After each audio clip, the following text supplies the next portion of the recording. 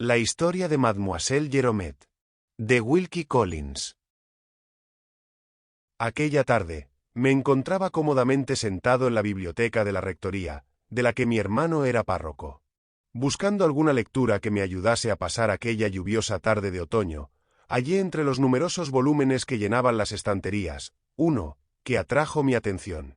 Lo tomé en mis manos, me senté en un sillón junto al fuego, y me sumí en la lectura. Mi hermano, el clérigo, entró en la estancia, y sin que me diera cuenta, miró por encima de mi hombro, tratando de adivinar qué libro estaba leyendo. El volumen que absorbía completamente mi atención era una colección de juicios famosos, publicados en una nueva edición y en formato popular. Puso el dedo sobre el juicio, que yo estaba leyendo en ese momento. Lo miré, su rostro me sobresaltó. Estaba pálido. Sus ojos estaban fijos en la página abierta del libro, con una expresión que me desconcertó y me alarmó. «Querido hermano», dije, «¿qué diablos te pasa?». Respondió de una manera extraña y ausente, todavía manteniendo el dedo en la página abierta. «Casi lo había olvidado», dijo, «y esto me lo recuerda de nuevo». «¿A qué te recuerda?», pregunté. «¿No querrás decir que sabes algo sobre este juicio?». «Lo sé todo», dijo. El acusado era culpable. ¿Culpable?, repetí. Pues el jurado lo absolvió, con la aprobación del juez. ¿A qué te refieres? Hay circunstancias relacionadas con ese juicio, respondió mi hermano, que nunca se comunicaron al juez ni al jurado, que ni siquiera se insinuaron en el tribunal. Las conozco, por experiencia propia. Son muy tristes, muy extrañas, muy terribles. No se las he mencionado a nadie. He hecho todo lo posible por olvidarlas. Me oprimen, me angustian. Cuando ese juicio tuvo lugar, tú estabas aún en la India, por eso no sabes nada del asunto, y con total inocencia, me lo has hecho recordar. Ojalá te hubiera encontrado leyendo cualquier otro libro de la biblioteca, menos ese. Mi curiosidad se despertó con fuerza. Hablé con claridad. Sin duda, sugerí, podrías contarle a tu hermano lo que no quieres contarle a personas menos cercanas a ti. Hemos tenido profesiones diferentes, y vivido en países diferentes durante muchos años. Pero sabes que puedes confiar en mí. Sí, dijo, poniendo su mano sobre mi hombro. Sé que puedo confiar en ti. Esperó un momento, y entonces me sorprendió con una pregunta extraña. ¿Crees, preguntó, que los espíritus de los muertos pueden regresar a la tierra y mostrarse a los vivos? Respondí con cautela, adoptando como mías las palabras de un gran escritor inglés. Me haces una pregunta, dije, que después de 5000 años, aún no se ha resuelto. Solo por eso, es una cuestión que no se puede tomar a la ligera. Mi respuesta pareció satisfacerlo. Prométeme, continuó, que guardarás en secreto lo que te diga, mientras yo viva. Después de mi muerte, me importa poco lo que pase. Que la historia de mi extraña experiencia se añada a la experiencia publicada de esos otros hombres, que han visto lo que yo he visto, y creen en lo que yo creo. El mundo no será peor, y quizá mejor, por saber algún día, lo que ahora estoy a punto de confiar solo a tus oídos. Una hermosa tarde de verano, hace muchos años, salí de mis aposentos en el Temple, para encontrarme con un compañero de estudios, que me había propuesto pasar una noche de diversión en los jardines públicos de Cremorne. Tú ibas entonces de camino a la India, yo me había graduado en Oxford. Decepcioné tristemente a nuestro padre, al elegir el derecho como profesión, en lugar de la Iglesia. En aquel entonces, a decir verdad, no tenía intención seria de seguir ninguna vocación en particular. Simplemente buscaba una excusa, para disfrutar de los placeres de la vida londinense. El estudio del derecho me proporcionó esa excusa. Y en consecuencia, elegí el derecho como profesión. Al llegar al lugar donde habíamos quedado, descubrí que mi amigo no había acudido a su cita. Tras esperar en vano 10 minutos, se me agotó la paciencia, y entré solo a los jardines. Di 2 o 3 vueltas alrededor de la pista destinada a los bailarines, sin descubrir a mi compañero de estudios, y sin ver a ninguna otra persona con la que estuviera familiarizado en ese momento. Por alguna razón que ahora no recuerdo, no estaba de mi habitual buen humor esa noche. La música ruidosa me ponía los nervios de punta, La vista de la multitud boquiabierta, alrededor de la orquesta, me irritaba. Las lisonjas de las damas de rostro maquillado, me entristecían y me repugnaban. Abrí mi cigarrera, y me desvié hacia uno de los tranquilos paseos de los jardines. Yo seguía absorto en la elección de mi cigarro, cuando escuché estas palabras a mis espaldas, pronunciadas con acento extranjero y voz de mujer. «Déjeme enseguida, señor. No quiero tener nada que ver con usted». Me di la vuelta, y descubrí a una señorita vestida con sencillez y buen gusto, que parecía enfadada y alarmada, al pasar rápidamente a mi lado, camino de la zona más concurrida de los jardines. Un hombre, evidentemente en mal estado por el vino que había bebido durante la noche, la seguía, y la acosaba con la mayor insolencia en sus palabras y modales. Ella era joven y bonita, y al pasar, me lanzó una mirada suplicante, a la que no era propio de un caballero, quizás debería decir, de un hombre, resistirse. Di un paso al frente para protegerla, sin importarme si me involucraba en una disputa vergonzosa con un canalla. Como era de esperar, el tipo se resintió de mi interferencia, y perdí la paciencia. Por suerte para mí, justo cuando levantaba la mano para derribarlo, apareció un policía, que se dio cuenta de que aquel tipo estaba borracho, y zanjó la disputa oficialmente, echándolo de los jardines. Yo ofrecí mi brazo a la joven, y nos alejamos de la multitud ruidosa. Estaba evidentemente asustada, sentí su mano temblorosa en mi brazo, pero tenía un gran mérito, se esforzaba por aparentar una calma que no sentía.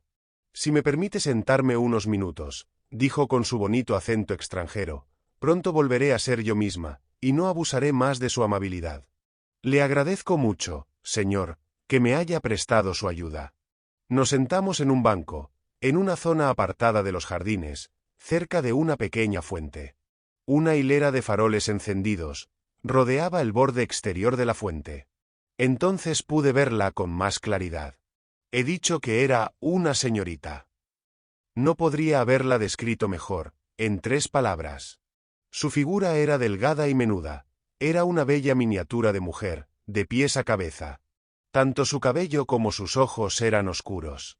El cabello se rizaba con naturalidad, la expresión de sus ojos era serena y algo triste, la tez, tal como la vi entonces, muy pálida.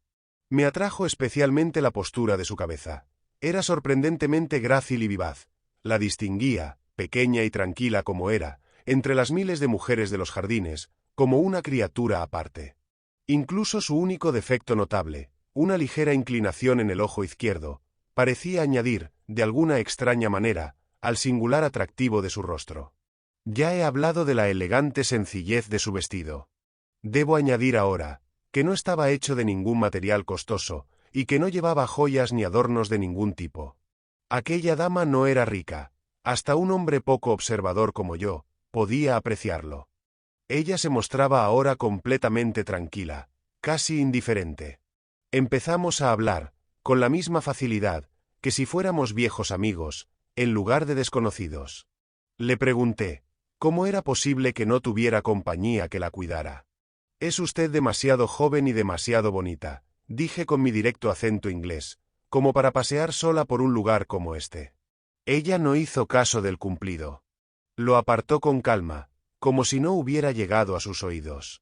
«No tengo ningún amigo que me cuide», dijo simplemente. Estaba triste y apenada esta noche, me sentía sola, y pensé en ir a los jardines a escuchar música, solo para divertirme. No es mucho lo que se paga en la entrada, solo un chelín.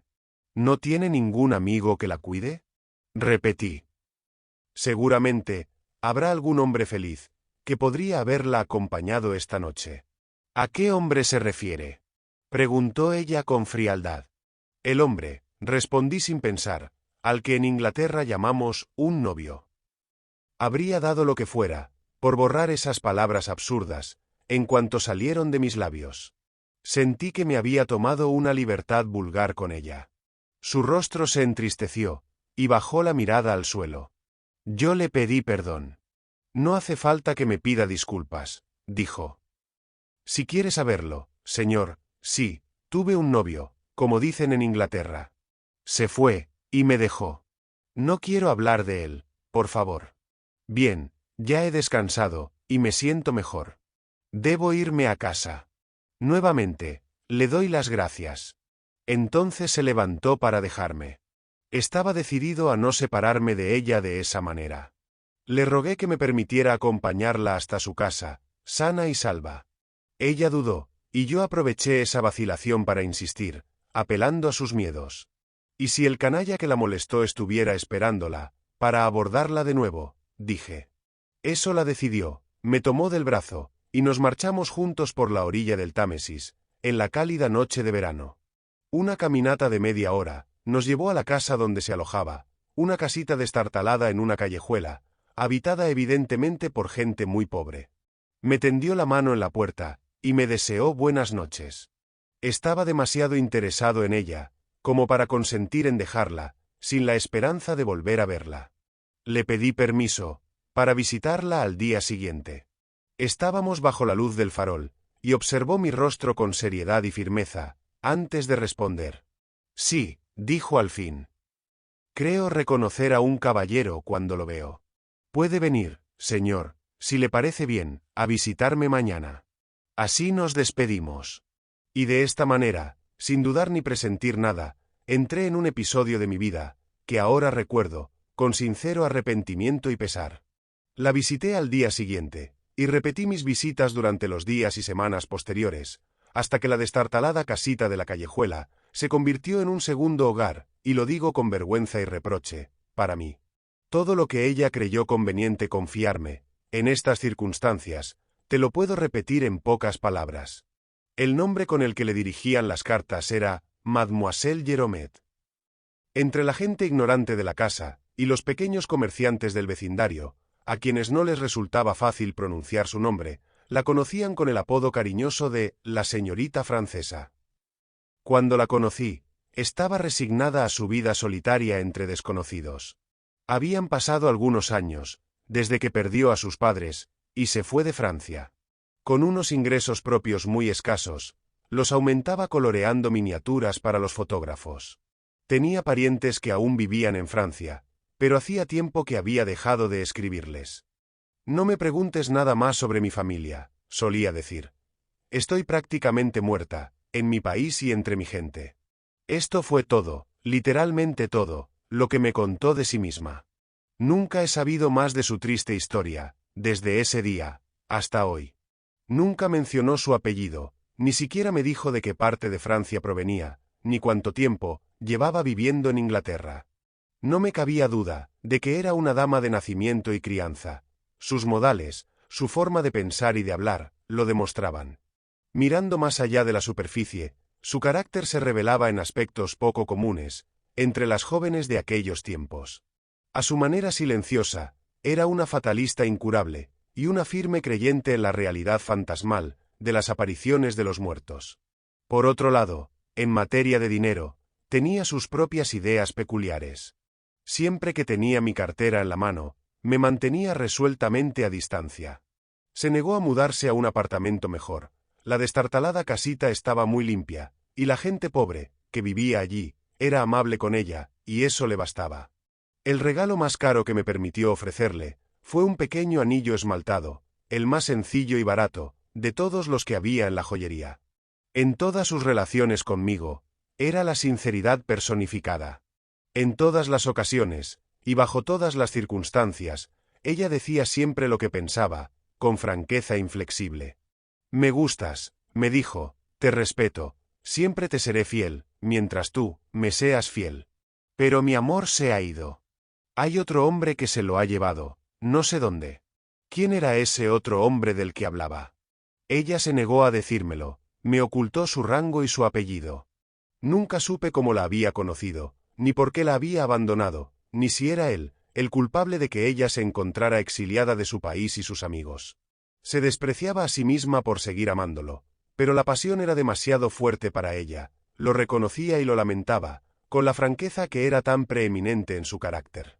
Es más, me dijo claramente, al principio de nuestra relación, que creía que él volvería con ella. Podría ser mañana, o dentro de años.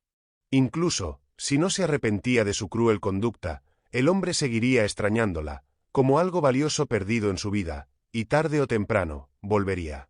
¿Y lo recibirá si regresa? Pregunté. Lo recibiré, respondió ella, en contra de mi propio criterio, a pesar de mi firme convicción de que el día de su regreso traerá consigo los días más oscuros de mi vida. Intenté reprenderla. Pero tienes voluntad propia, dije. Ejércela si intenta volver contigo. No tengo voluntad propia, en lo que a él respecta, respondió en voz baja. Amarlo es una desgracia para mí. Su mirada se posó un instante en la mía, con el absoluto abandono propio de la desesperación. Ya hemos hablado bastante de esto, añadió bruscamente. No hablemos más. Desde entonces, no volvimos a hablar del desconocido. Durante el año que siguió a nuestro primer encuentro, no supo nada de él, ni directa ni indirectamente. Podría estar vivo, o podría estar muerto. En todo ese tiempo, ella no volvió a mencionarlo.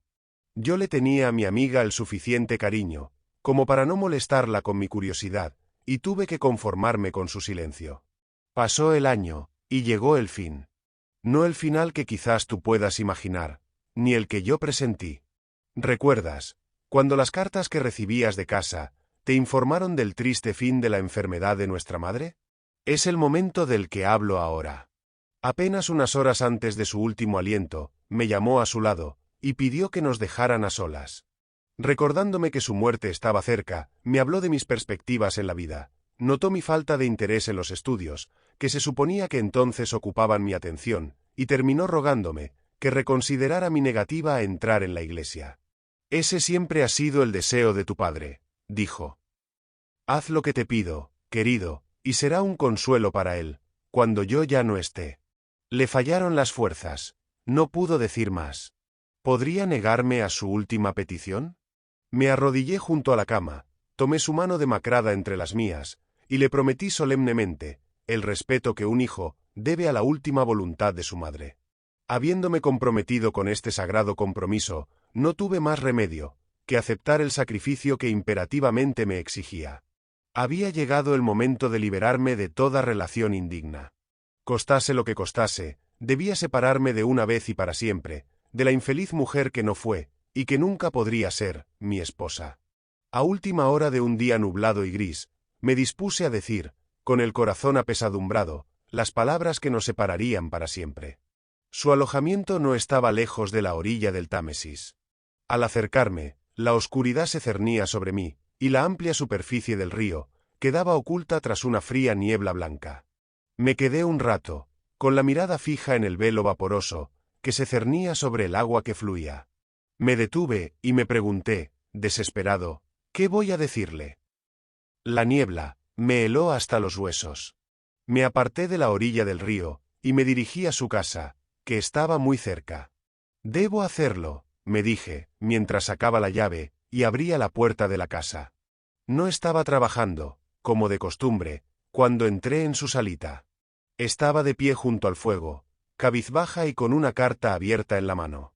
En cuanto se giró para recibirme, vi en su rostro que algo andaba mal. Su actitud habitual era la de una persona inusualmente plácida y contenida. Su temperamento carecía de la vivacidad que asociamos en Inglaterra con el carácter francés. No estaba predispuesta a la risa, y en toda mi experiencia previa, nunca la había visto llorar. Ahora, por primera vez, vi su rostro sereno perturbado, vi lágrimas en sus hermosos ojos castaños. Corrió a mi encuentro, apoyó la cabeza en mi pecho, y estalló en un llanto apasionado, que la sacudió de pies a cabeza. ¿Habría tenido alguna posibilidad de enterarse del cambio que se avecinaba en mi vida? Se dio cuenta, antes de que yo abriera los labios, de la dura necesidad que me había traído a su casa. Era sencillamente imposible. La causa de su desesperación no podía ser esa. Esperé a que se le pasara el primer arrebato de emoción. Entonces pregunté, con la conciencia intranquila y el corazón encogido, ¿qué había sucedido para angustiarla?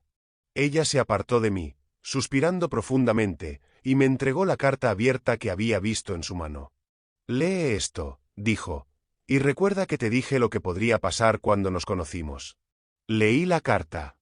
Estaba firmada solo con iniciales, pero el autor se reveló claramente como el hombre que la había abandonado.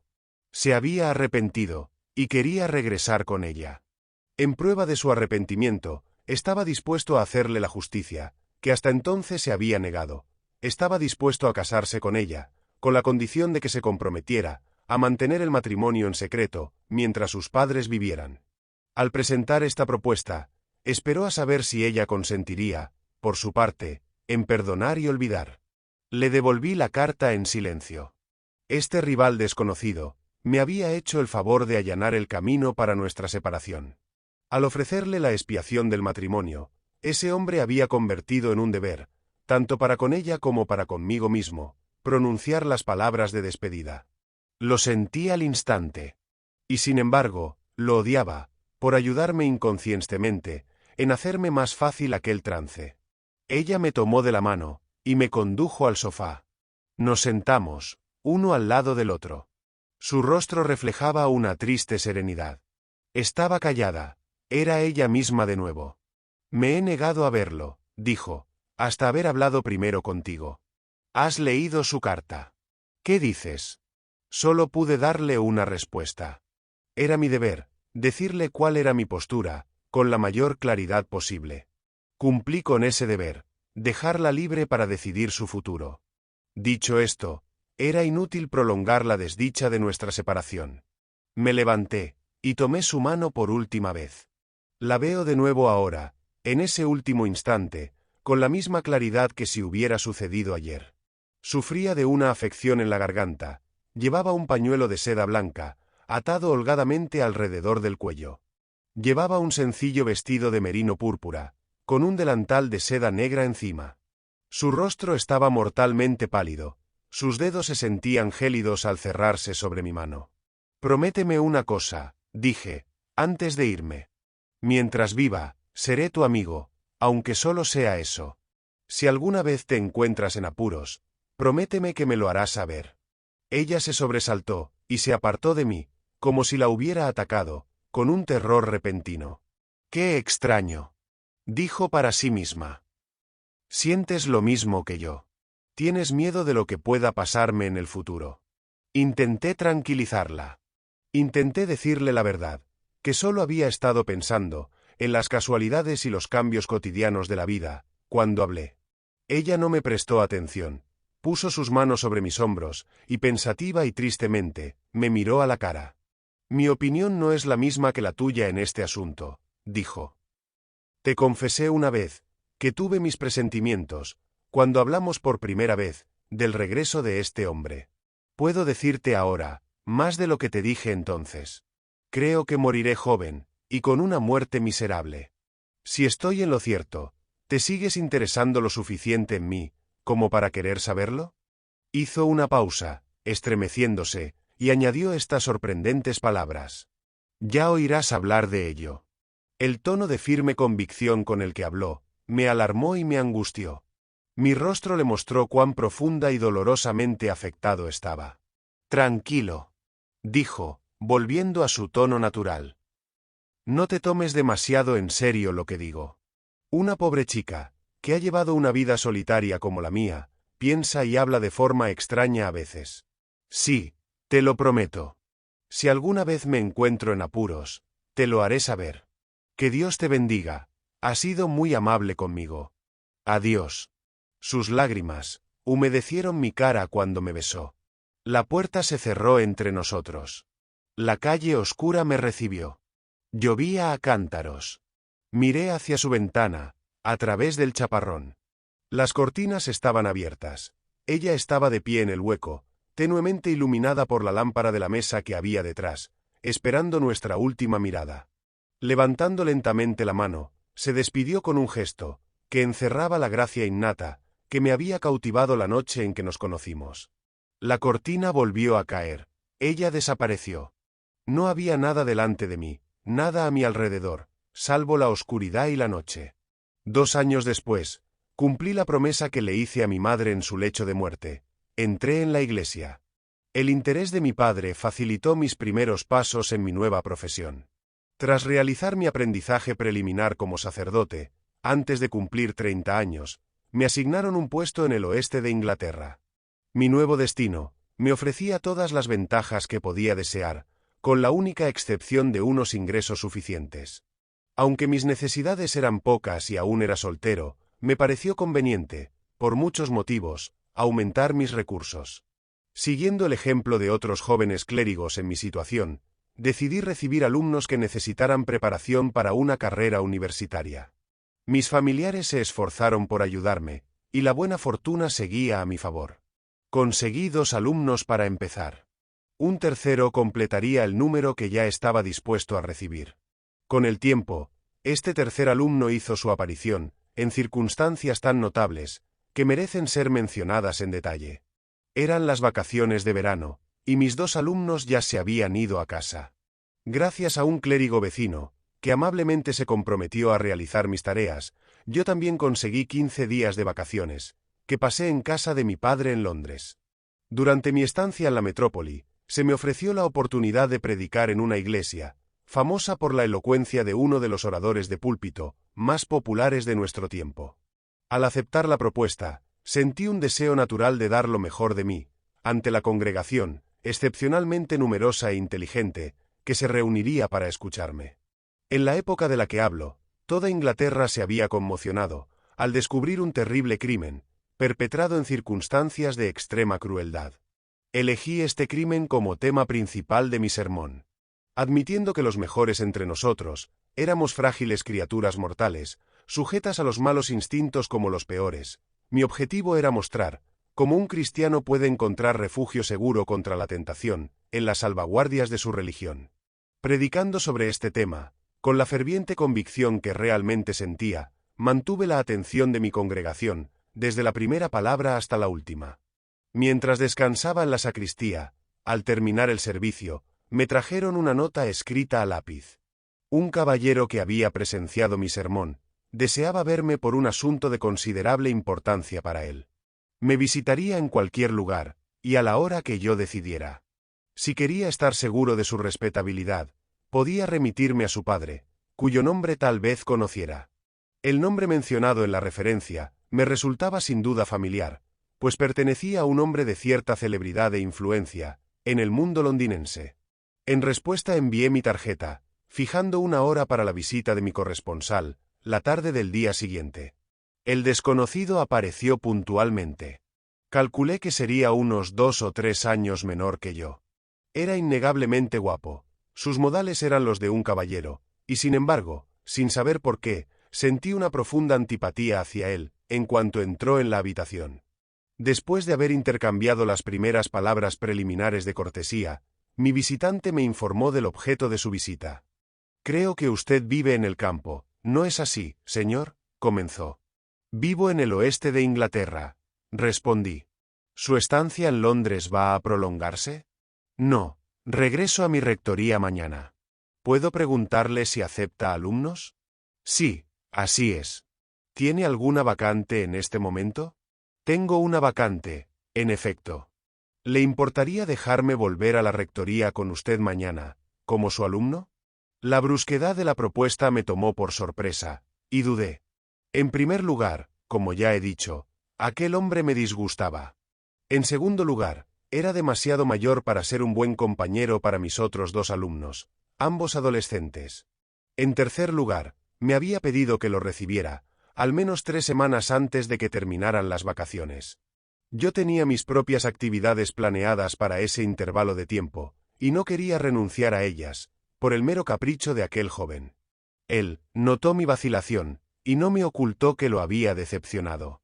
«Me preocupa profundamente», dijo, «reparar sin demora el tiempo perdido. Sé que la edad juega en mi contra. La verdad es que he desperdiciado muchas oportunidades, desde que dejé la escuela, y estoy ansioso, sinceramente ansioso, por enmendarme antes de que sea demasiado tarde. Deseo prepararme para una universidad. Quiero demostrar, si puedo, que no soy del todo indigno de heredar el célebre apellido de mi padre. Usted es el hombre indicado para ayudarme, si logro convencerlo». Me impactó su sermón de ayer. «Verá a mi padre, antes de decidirse a decir que no. Él podrá explicarle cualquier cosa que le parezca extraña en mi solicitud, y estará encantado de verlo esta tarde, si tiene tiempo. En cuanto a las condiciones, estoy seguro de que se resolverán a su entera satisfacción. Evidentemente, Hablaba en serio, con seriedad y vehemencia. Acepté de mala gana ver a su padre. Nuestra entrevista fue larga. Respondió a todas mis preguntas con total franqueza. El joven había llevado una vida ociosa y desorganizada. Estaba cansado y avergonzado de ella. Su carácter era peculiar. Necesitaba urgentemente un guía, un maestro y un amigo en quien confiar. Si defraudaba las esperanzas que había depositado en mí, se desanimaría y recaería en la existencia, sin rumbo e indolente, de la que ahora se avergonzaba. Cualquier condición, que yo pudiera estipular, estaba a mi disposición si accedía a recibirlo como alumno, inicialmente durante 3 meses, a prueba. Todavía dudando, consulté a mi padre y a mis amigos. Todos opinaban, y con razón hasta el momento, que el nuevo contacto sería excelente para mí. Todos me reprocharon sentir una antipatía, puramente caprichosa, por un joven de buena cuna y educación, y por permitir que esto influyera, al comienzo de mi carrera, en contra de mis propios intereses. Presionado por estas consideraciones, me dejé convencer, para darle al nuevo alumno una oportunidad justa. Al día siguiente, me acompañó de regreso a la rectoría. Permíteme, hermano, ser cuidadoso, al tratar con justicia a un hombre que personalmente me disgustaba. Mi alumno mayor empezó bien. Causó una impresión muy favorable en las personas cercanas a mi pequeña familia. Las mujeres, en particular, admiraban su hermoso cabello rubio, su barba rizada y crespa, su delicada tez, sus ojos azul claro, y sus manos y pies bien formados. Incluso su reserva inveterada, y su mirada abatida, casi hosca, que me habían predispuesto contra él, despertaron un sentimiento común, de entusiasmo romántico, en la sala de servicio. Se decidió, por la propia ama de llaves, que, el nuevo caballero, estaba enamorado, y lo que es aún más interesante, que era víctima de un amor infeliz, que lo había alejado de sus amigos y de su hogar. Por mi parte, me esforcé mucho, y en vano, por superar mi inicial antipatía hacia él. No pude encontrarle ningún defecto. Sus hábitos eran tranquilos y regulares, y se dedicaba concienzudamente a la lectura. Pero, poco a poco, me convencí de que no se dedicaba al estudio. Es más, tenía mis razones para sospechar que me ocultaba algo, y que él mismo sentía dolorosamente, esa reserva que no podía, o no se atrevía, a superar. Hubo momentos, en que casi dudé de si no habría elegido mi remota rectoría rural, como refugio seguro, de alguna persona o personas, a las que temía. Por ejemplo, su manera habitual de proceder, en materia de correspondencia, era, cuanto menos, extraña. No recibía cartas en mi casa, lo esperaban en la oficina de correos del pueblo. Invariablemente, pasaba él mismo por ellas, y siempre se abstenía de confiar a mis sirvientes sus propias cartas para el correo. Además, cuando salíamos a pasear juntos, más de una vez lo sorprendí, mirando furtivamente por encima del hombro, como si sospechara que alguien lo seguía con algún mal propósito. Siendo por naturaleza un enemigo de los misterios, decidí, desde el principio de nuestra relación, hacer un esfuerzo por aclarar las cosas. Quizás, tendría una mínima posibilidad de ganarme su confianza, si hablaba con él, mientras los últimos días de las vacaciones de verano aún nos dejaban solos en casa. Disculpe mi indiscreción, le dije una mañana, mientras leíamos nuestros libros. No puedo evitar notar que parece tener algún problema. ¿Es indiscreto por mi parte preguntarle si puedo serle útil? Cambió de color, me miró rápidamente, volvió a bajar la vista a su libro, luchó con fuerza contra algún miedo secreto, o alguna reticencia secreta que había en él, y de repente, estalló con esta extraordinaria pregunta. Supongo que hablaba en serio cuando predicó ese sermón en Londres, ¿verdad? Me sorprende que lo dude, respondí. Hizo otra pausa, volvió a luchar consigo mismo, y me sobresaltó con un segundo estallido, aún más extraño que el primero. Soy una de las personas de las que habló en su sermón, dijo. Esa es la verdadera razón, por la que le pedí que me aceptara como alumno. Cuando hablaba de personas torturadas y tentadas, hablaba de mí. Me quedé tan atónito por la confesión, que perdí la serenidad. Por el momento, no pude responderle. No me eche, por favor, exclamó. Ayúdeme contra mí mismo. Le digo la verdad. Dios es testigo de que le digo la verdad. Dígame toda la verdad, dije, y confíe en mi consuelo y ayuda, confíe en que seré su amigo. En el fervor del momento, tomé su mano. Yacía fría e inmóvil en la mía, me advertía silenciosamente que tenía que lidiar con una naturaleza hosca y reservada. No debe haber ningún secreto entre nosotros, continué. Ha entrado en mi casa, por su propia voluntad, con falsas excusas. Es su deber hacia mí, y hacia usted mismo, hablar claro. La inveterada reserva de ese hombre, abandonada solo por un momento, volvió a apoderarse de él. Consideró, reflexionó cuidadosamente, sus siguientes palabras antes de permitir que salieran de sus labios. Una persona obstaculiza mis perspectivas en la vida. Comenzó lentamente, con la mirada fija en su libro. Una persona me provoca terriblemente.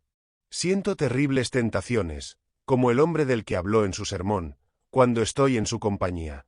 Enséñeme a resistir la tentación. Tengo miedo de mí mismo, si vuelvo a ver a esa persona. Usted es el único hombre que puede ayudarme. Hágalo mientras pueda. Se detuvo, y se pasó el pañuelo por la frente. ¿Servirá eso?, preguntó, todavía con la mirada fija en el libro. No servirá, respondí. Está tan lejos de abrirme su corazón de verdad, que ni siquiera me deja saber si es un hombre o una mujer quien se interpone en su camino hacia la vida. Usó la palabra persona una y otra vez, en lugar de decir él o ella, al hablar de la provocación que le atormenta. ¿Cómo puedo ayudar a un hombre que tiene tan poca confianza en mí? Mi respuesta, evidentemente, lo encontró al límite de sus fuerzas. Intentó desesperadamente, decir más de lo que ya había dicho. Pero las palabras parecían atascarse en su garganta. Ninguna salía de sus labios. Deme tiempo, suplicó lastimeramente. No puedo hacerlo de golpe. Tengo buenas intenciones, le juro que tengo buenas intenciones. Pero soy lento para estas cosas. Espere a mañana. Llegó el día siguiente y lo pospuso una vez más. Un día más, dijo. No sabe lo difícil que es hablar con claridad. Tengo miedo y vergüenza. Deme un día más. Hasta entonces, solo me había disgustado. Por mucho que intenté, y lo hice, ser compasivo con su reserva, empecé a despreciarlo. Llegó el día de la confesión aplazada, y trajo consigo un acontecimiento, para el que, tanto él, como yo, estábamos desprevenidos. ¿De verdad habría confiado en mí, de no ser por ese suceso? Debió haberlo hecho, o haber abandonado el propósito que lo había llevado a mi casa. Nos reunimos como de costumbre en el desayuno. Mi ama de llaves trajo mis cartas de la mañana. Para mi sorpresa, en lugar de salir de la habitación como era habitual, se dirigió al otro lado de la mesa, y le puso a mi alumno una carta al lado, la primera carta, desde que vivía conmigo, que recibía bajo mi techo. Se sobresaltó y tomó la carta. Miró la dirección, un espasmo de furia contenida cruzó su rostro, su respiración se aceleró, su mano temblaba al sostener la carta. Hasta el momento, no dije nada. Esperé, hasta ver si la abría en mi presencia o no. Era evidente que tenía miedo de leerla delante de mí. Se puso de pie, y dijo, en voz tan baja que apenas pude oírlo. Disculpe un momento, y salió de la habitación. Esperé media hora, luego un cuarto de hora más, y entonces envié a preguntarle si había olvidado su desayuno. Un minuto después, oí sus pasos en el recibidor. Abrió la puerta del comedor, y se detuvo en el umbral, con una pequeña maleta en la mano. Disculpe, dijo, todavía de pie en la puerta. Debo pedirle permiso, para ausentarme un par de días. Tengo asuntos urgentes en Londres. ¿Puedo serle útil? Pregunté. Me temo que su carta le ha traído malas noticias. Sí, dijo secamente. Malas noticias. No tengo tiempo para desayunar ahora. Espere unos minutos, le pedí. Espere lo suficiente, para tratarme como a un amigo, y decirme cuál es su problema, antes de irse. No respondió, salió al pasillo y cerró la puerta, luego la abrió un poco, sin dejarse ver. Asuntos urgentes en Londres, repitió, como si le pareciera muy importante, informarme sobre la causa de su marcha precipitada. La puerta se cerró por segunda vez. Se había ido. Entré en mi estudio y consideré cuidadosamente lo que había sucedido. El resultado de mis reflexiones es fácil de suponer. Decidí romper mi relación con aquel alumno. Al escribir a su padre, lo cual hice, con la debida cortesía y respeto, por correo ese mismo día, enumeré mis razones para llegar a esta decisión. Primero, que me había resultado imposible ganarme la confianza de su hijo. Segundo, que su hijo había abandonado mi casa esa mañana, repentina y misteriosamente, rumbo a Londres. Como consecuencia necesaria, debía declinar aceptar cualquier otra responsabilidad hacia él. Había metido mi carta en la saca de correos, y empezaba a sentirme un poco más aliviado después de haberla escrito, cuando mi ama de llaves apareció en el estudio, con cara muy seria y con algo aparentemente escondido en su mano cerrada. ¿Podría usted, señor, mirar lo que hemos encontrado en el dormitorio del caballero que se fue esta mañana? Sabía que el ama de llaves poseía la dosis justa de esa debilidad femenina llamada curiosidad. También, indirectamente, me había dado cuenta de que la extraña partida de mi alumno había aumentado considerablemente la predisposición de las mujeres de mi casa a considerarlo víctima de una relación desdichada. Me parecía que era el momento oportuno para atajar cualquier nuevo chisme sobre él y cualquier nuevo intento de indagar en sus asuntos durante su ausencia. Su única tarea en la habitación de mi alumno, le dije al ama de llaves, es asegurarse de que esté limpia y bien ventilada. No deben curiosear sus cartas, ni sus papeles, ni nada que haya dejado aquí. Devuelva inmediatamente lo que haya encontrado en su habitación, por favor. El ama de llaves tenía su dosis perfecta de temperamento y dignidad femeninas. Me escuchó ruborizándose, y con un leve movimiento de cabeza, me demostró lo ofendida que se sentía por mis palabras. ¿Debo volver a ponerlo, señor, en el suelo, entre la cama y la pared?, preguntó, con irónica humildad. Ahí lo encontró la chica cuando barría la habitación. Cualquiera puede ver, prosiguió el ama de llaves indignada, que el pobre caballero se ha ido destrozado. Y esta, en mi opinión, es la desvergonzada que le rompió el corazón. Con esas palabras, me hizo una reverencia, y dejó un pequeño retrato fotográfico sobre el escritorio, en el que estaba sentado. Miré la fotografía. Por unos momentos, mi corazón se detuvo, mi cabeza comenzó a dar vueltas, el ama de llaves, los muebles, las paredes de la habitación, todo se balanceaba y giraba a mi alrededor. El retrato que encontraron en el dormitorio de mi alumno era el retrato de Jeromet. Cuando me hube recobrado de mi impresión, hice salir al ama de llaves de mi estudio. Me quedé solo, con la fotografía de la muchacha francesa sobre mi escritorio. No cabía ninguna duda sobre el descubrimiento que me había sobrevenido. El hombre que había entrado en mi casa, llevado por el terror de una tentación que no se atrevía a revelar, y el hombre que había sido mi desconocido rival en tiempos pasados, eran el mismo. Al recobrar el dominio sobre mis emociones, lo suficiente como para comprender esta simple verdad, las inferencias que siguieron, se abrieron paso en mi mente, como algo natural. La persona anónima, que obstaculizaba las perspectivas de vida de mi alumno, la persona anónima, en cuya compañía lo asaltaban tentaciones, que lo hacían temer por sí mismo, no era otra que Jeromet. ¿Acaso se sentía ahora atado con las cadenas del matrimonio, que él mismo le había propuesto? ¿Habría buscado refugio en mi casa, huyendo de Jeromet? ¿Y era de ella la carta que le habían entregado esa mañana? Suponiendo que estas preguntas se respondieran afirmativamente, ¿cuál era, en ese caso, el asunto urgente en Londres, que lo había impulsado a partir tan precipitadamente? Recordé cómo me había hablado de sus tentaciones, recordé la expresión que cruzó por su rostro, al reconocer la letra de la carta, y la conclusión que siguió, me alarmó profundamente. Ordené que ensillaran mi caballo, y cabalgué de inmediato a la estación de tren. El tren en el que mi alumno había viajado a Londres, había llegado a la terminal hacía casi una hora. Lo único útil que podía hacer, para apaciguar las terribles inquietudes que me asaltaban, una tras otra, era telegrafiar a Jeromet, a la dirección donde la había visto por última vez. Envié el mensaje adjunto, con la respuesta por adelantado. Si tienes algún problema, telegrafíame. Estaré contigo en el primer tren. Contesta, en cualquier caso. Nada impedía el envío inmediato de mi mensaje. Sin embargo, las horas pasaban, y no recibí respuesta. Por consejo del empleado, Envié un segundo telegrama a la oficina de Londres, solicitando una explicación. La respuesta llegó en estos términos. Mejoras en la calle, casas derribadas. No hay rastro de la persona mencionada en el telegrama. Monté en mi caballo, y regresé lentamente a la rectoría. El día de su regreso, traerá consigo los días más oscuros de mi vida. Moriré joven, y moriré miserablemente.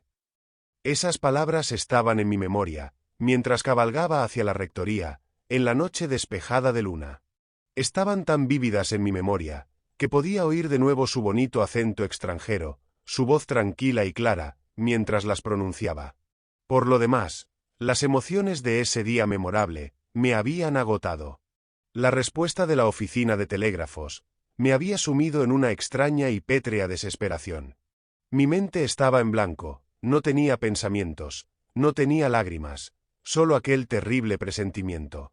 Iba a mitad de camino a casa, y acababa de oír dar las 10 en el reloj de una iglesia de pueblo, cuando fui consciente, poco a poco, de un escalofrío que me recorría los huesos. El aire, cálido y agradable, propio de una noche de verano, impregnaba el ambiente. Era julio. En julio, ¿era posible que un hombre con buena salud sintiera frío? Imposible, y aún así, un escalofrío recorría mis huesos.